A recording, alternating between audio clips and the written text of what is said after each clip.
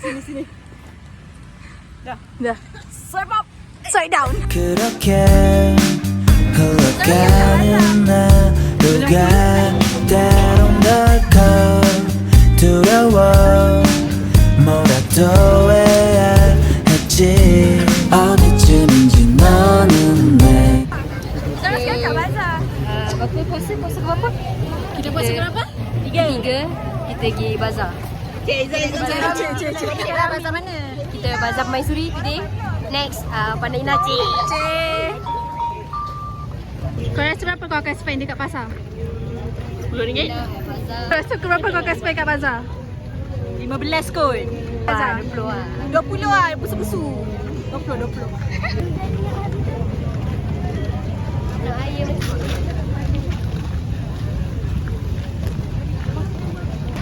Otak. Kau buat vlog lah. Cheese. Saya minat lah. Next time masih kabur. Hari ni pergi bazar ni. Mbak putih. Weh, korang diri macam tu dan diam je lah. Dia macam tak leceh nak bodoh. Kita beli. Belum full. Kita orang beli. Total damage lagi kita kira. Total damage. Dia oleh akak kat sini. Kita orang beli nasi batu mi. Lepas tu beli air apple soda. Lepas tu beli putu bambu. Banyak. Izam tinggal dia semua. Tu sebelah sana.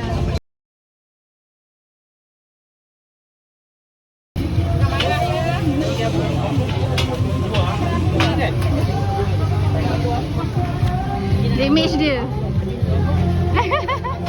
Buat balik.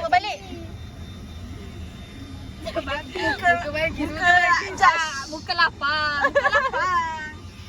Sini tadi buat balik. Maaf lah.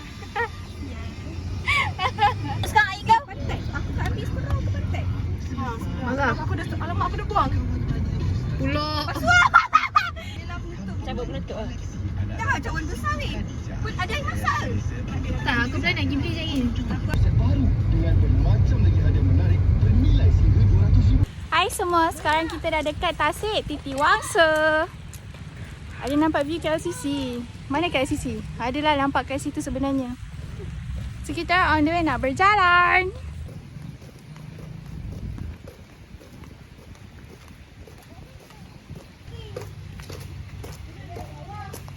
Budak mandi-mandi ada kolam ni. Kolam macam kat KCC tu. Gue dah melepak. Jangan. Kita ada lagi 20 minit lagi. 20 minit lagi. Jangan habiskan masa korang satu hari tadi tu. Sedapnya. Orang tu tapi kita tak ada tikar. Okay guys, update. Aku cakap je kita akan nampak view kat FCC.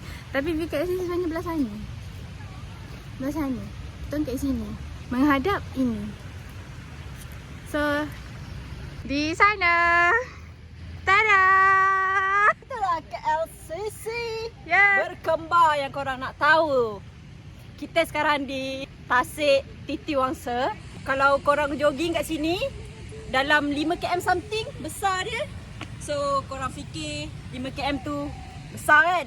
Tak untuk orang-orang caluran.